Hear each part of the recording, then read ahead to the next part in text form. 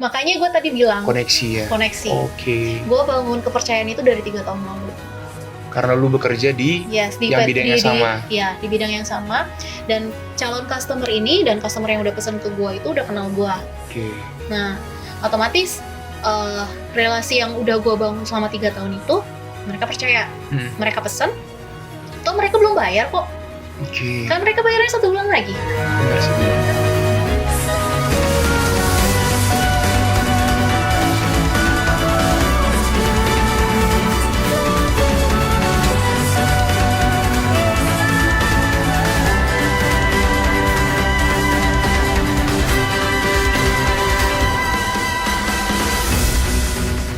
Bisa mikir nggak sih lu PT belum jadi, lu pesan barang. Gila. Fortunately, Mm-hmm. pesan barang itu inden 1 bulan. Ini 1 bulan ya? Oke. Ketika nih, jadi PT belum jadi nih. Dalam 1 bulan gue cari customer di pertengahan bulan gue dapet. Gue dapet customer, gue dapet pesanan PO, tapi indennya 1 bulan dong. Nah, dalam 1 bulan itu, 1 bulan kemudian datang barang, otomatis gue udah bisa bikin invoice dong, karena PT gue udah jadi dalam waktu 1 bulan. Ngerti nggak? Jadi gue stepnya tuh ngisi gitu, nggak tungguin PT beres, abis itu baru cari customer, abis itu baru cari orderan, abis itu baru cari, aduh lama. Bukannya jadi customer tuh lebih nggak percaya atau karena belum ada PT-nya? Makanya gue tadi bilang Koneksi ya? koneksi. Oke. Gue bangun kepercayaan itu dari 3 tahun lalu. Karena lu bekerja di Yes, yang bidangnya sama. Ya, di bidang yang sama. Dan calon customer ini dan customer yang udah pesen ke gue itu udah kenal gue. Oke. Nah, otomatis relasi yang udah gue bangun selama 3 tahun itu, mereka percaya. Mereka pesen, toh mereka belum bayar kok. Oke. Kan mereka bayarnya 1 bulan lagi. Bener sih, bener. Kan gue kasih TOP, term of payment-nya. Ketika gue udah bisa, PT gue udah jadi, gue udah bisa ngeluarin PO, barang dateng, tau nggak, gue PO-nya itu ke temen gue yang importir. How lucky I am. Gue nggak perlu ngurusin detail-detail legal importir, gue nggak perlu jadi importir untuk gue jualan, gue jadi kayak dropshipper aja. Oh, jadi lu kayak Iya, gue benar-benar kayak orang di tengah-tengah, ngerti gak sih? enak banget ya? Lu beli barang ke gue, gue nggak ada, gue belum ada gudang. Gudang nggak ada, ya gue nggak apa-apa. ngomong nggak ada gudang ya, karena belum ada. Belum ada gudang, terus belum ada pegawai, even. Gue tinggal pesen ke teman gue, koneksi gue itu yang importir. Gue pesen ini ya, lu beli beras ke gue nggak punya beras, gue beli beras ke dia. Dia jual ke gue 1.000, gue jual ke lu 2.000. Ketahuan ya? Cuan gue 1.000. Jadi 2 kali lipat. Jadi Anda. Ini customer gue Jadi Anda ya customer dia. Ini customer gue nggak nonton 2 kali lipat. kan. 2 kali lipat. Oke. Ini nggak nonton kan. Oke. Kata siapa? Oh, Kata siapa mereka nggak akan nonton nih? aduh. Ya Anda semua ini pasti akan nonton di sini. Apa namanya juga jualan Ini ya. jualan ya. Tapi mereka kan agak akan mendapatkan koneksi yang langsung ke sana juga kan. Iya, karena untuk mereka dapetin, kalau mereka mau pesan langsung ke koneksi gua, susah ya. soalnya dalam jenjang jualan perjualan gini, apalagi sesama bidang, itu kan juga ada kode etiknya. Oke. Gitu sih. Kalau misalnya, dan lagi kan mereka percayanya ke gua, bukan ke koneksi gua percaya ke koneksi gua percaya sama gua. Ya kita kayak bisnis saling tolong-menolong sih intinya. Makanya benar-benar koneksi itu penting banget sih. Baru sama trust itu sangat butuh banget. Trust tuh penting banget, dibangunnya susah tapi dihancurinnya gampang. Lu pernah hancur nggak trust lu sampai dalam 2 bulan ini? Aduh jangan dong. Enggak, masih tapi belum pernah ya. Belum, jangan sampai sih. Jangan sampai sih. Kalau dalam pembelajaran gue 3 tahun kemarin gue kerja di perusahaan gue yang sebelumnya pasti ada, tapi ya nggak hancur. Trust pasti, ya namanya customer pasti ada kecewa dong. Kita pasti ada salahnya dan segala macam, tapi gimana caranya kita mempertanggungjawabkan kan? Kalau misalnya kita tanggung jawab sampai titik darah penghabisan, ya udah. Mereka pasti hargain effort kita kok. Oke. Gila banget sih, masih keren banget ya. Jadi benar-benar make sense kan gua modalnya segitu. Oke. Jadi dari teman-teman baru tahu tadi bahwa sebenarnya dari yang 9 juta lah mungkin 9 juta Iya. Tiba-tiba bisa membuat PT secepat itu dan bisa berjalan selama 2 bulan langsung ya. Dan sekarang ya benefitnya lebih dari itu dong pasti ya. Oh, satu lagi gue belum selesai ceritanya. Tadi kan gue udah bilang kalau misalnya mau bikin, teman-teman yang mau bikin PT itu minimal di rekening PT itu 100 juta. Ya benar tadi. Terus lu jangan pikirin ini 100 juta dulu. Lu pikirin legal lu jadi dulu. Legal dalam arti ini? PT lu jadi. Oke, PT-nya jadi. Secara legal Secara jadi. legal. Itu bayar lagi? Ya itu tadi gue 10 juta tuh hanya untuk ngurus legal.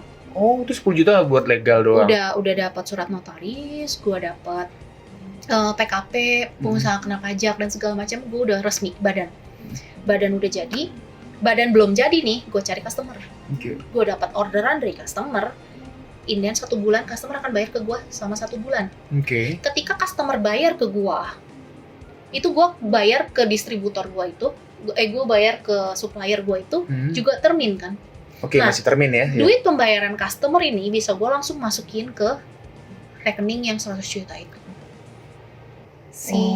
Jadi dari pembayaran termin itu lu bisa masukin 100 juta itu dan akhirnya bisa tertutup sekarang. Nah, bisa tertutup kan? Nah, itu kan hanya legalitas saja. Yang penting tercatat di rekening perusahaan itu minimal 100 juta masuk. Berarti gua sah kan? Rekening gua sah. Abis itu hari itu gua masukin, besoknya gua udah bisa bikin cash flow lagi kan.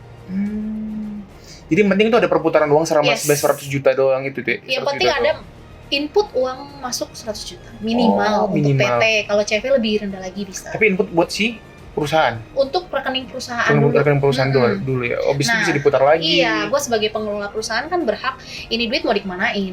Cash flow-nya mau dikemanain, bijak-bijaknya kita aja. Tapi yang penting mindset-nya tuh jangan, ayolah, gue harus ada modal dulu gitu. Gue nabung dulu. Oh, bagus sih memprediksikan sesuatu dan mengatur sesuatu sesuai termin, bagus sih. Cuman kita harus cerdik sih, kita harus kerja cerdas sih, jangan cuma kerja keras sih. Kalau nabung doang, rutin kerja keras ya. Kalau dicerdikin ya kayak gitu. Oke. Berarti sangat luar biasa ya, maksudnya kayak pintar banget sih lu ya. Aku mah anak arsitek ya, arsi ya. Ya enggak sih, gue itu the power of koneksi sih. Gue juga nggak tahu apa-apa, gue diajarin sama mereka kok. Ya mereka mau ngajarin gue ya, thanks God. Gue bener-bener kayak, iya sih kemurahan Tuhan sih. Gue kayak nggak punya apa-apa. Gue bener-bener nggak yang superior gitu loh. Gue gitu. Gila sih. Tepuk tangan, belum ada tepuk tangan di sini. Editing sound aja. Oke. Nah, jadi sebenarnya kan kita tahu sendiri bahwa sebenarnya ya, lu kan tadi ngomong tentang berhasilnya kan. Lu mau ngomong tentang gimana masuk buat gampang caranya gimana. Ya, dan akhirnya sekarang ya udah terjadi kan, udah ada si PT-nya, udah ada yang namanya udah keluar juga namanya kan, dan yang lain-lain. Nah, untuk bicara kesulitannya apa aja sih yang pernah lu hadapin yang itu sangat-sangat buat struggle buat kita kan. Maunya siapa tahu jadi masukan lah gitu. Kesulitannya cari cuan ya. Cari kebutuhan customer. Gue suka konsepnya Alibaba punya mindset tuh, dia kalau ngajarin tuh, kalau lu mau jualan cari kebutuhan customer.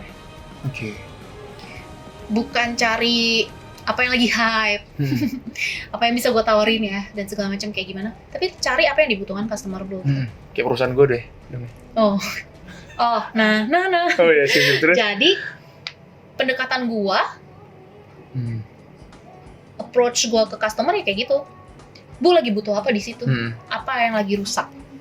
Gue bisa sediain, harga bisa dinego. Bla bla bla bla bla segala macam. Gue cari, kalau nggak ada gue cari lah masalah mereka.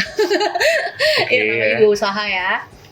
Itu yang lumayan struggling sih, karena kita ini kita buka usaha ini nggak sendirian, pasti ada saingan-saingan yang lain kan. Dan itu bagus sih buat micu kita justru.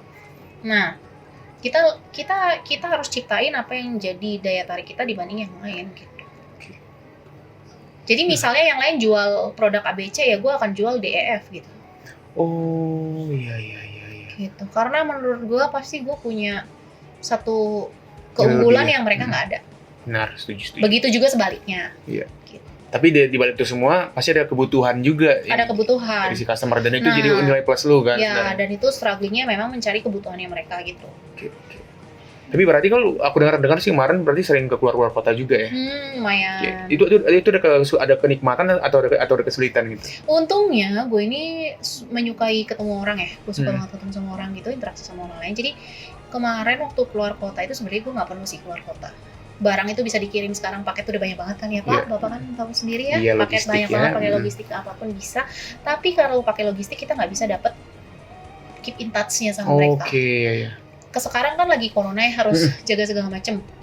lewat Zoom bisa nggak? Teman gue pernah nanya, kenapa nggak lewat Zoom aja lu meeting, say hello dan segala macam. Lewat Zoom tuh SKSD-nya nggak enak gitu. Oh iya. Toh kita nggak berlima nggak apa, kita paling bertiga kok paling banyak. Kita dengan jaga protokol juga, tapi kita juga bisa keep in touch. Kita nggak bisa basa-basi busuk. Ya, benar. Jadi kayak mereka tuh merasa lebih dihargai ketika kita jauh-jauh datang loh. Gitu. Itu salah satu investasi sih, menurut gua. Ya emang sih ngabisin bensin, tapi cuman yang gue dapat lebih dari bensin itu. Nggak, at least hubungan itu benar-benar investasi gede sih menurut gue. Itu lu invest di channel gue berarti kayak kamera. Oh gitu ya? Gak bercanda terus. Doain aja bisa. Amin ya. Langsung menghina sekali Anda nih. Loh, kok menghina? Bapak ngasih inspirasi. Saya terinspirasi. Terus. Ya gitu. Oke. Gitu sih. Gila ya. Jadi kadang di Horror Bank TV sendiri sekarang kan ada namanya Our Brainstorming itu, kita tuh kan pengen mengetahui ya profesi kayak misalnya kayak Caca aja namanya. Caca ya. Natasha Octavia atau Caca. Ya bahwa sebenarnya dia kan di profesi dia bisa berhasil ya. Jadi berhasil ya. Bahasanya pasti berhasil ya. Pasti berhasil. Nah, jadi udah berhasil di profesi masing-masing. Nah, di sini kita mau brainstorm sebenarnya bahwa di profesi masing-masing itu ada kesulitan dan ada keunggulannya juga. Dan apa yang terjadi dalam kehidupan itu bahwa sebenarnya benefitnya ada banget di dalam profesi mereka. Iya, pasti. Nah, setelah ini mungkin lu nggak punya cerita horor gitu ya? Oke ya, nanti setelah ini. Gue lebih takut yang kelihatan. Enggak, iya benar. Jadi kita cerita di sini bahwa tentang how our brainstorming, dan saya pilih balik lagi. Mungkin tadi Caca ada mau tambahan lagi terakhir? Nggak ada lagi. Lu namanya Caca berarti ya? Lu punya Instagram nggak sih? Ya, ngomong dong Instagram lu di sini. Gue nggak terlalu aktif soalnya kayak begitu. Nanti gue cantumin ya. Ketahuan alayan semua. Enggak apa. Emang alay kan dari rambutnya kelihatan alay sih sebenarnya. Ini ekspresif. Ekspresif ya. Cuman kalau ketemu customer pakai wig gue hitam. Beneran? Enggak sih, bohong. Parah. Oke. Nah, terima kasih Caca buat sharing-sharingnya. Sama-sama. Kedepan nanti kita tunggu lagi cerita-ceritanya juga buat apalagi buat teman-teman nanti yang senang juga. Iya kan? Iya. Tos dulu Caca. Thank you. Oke.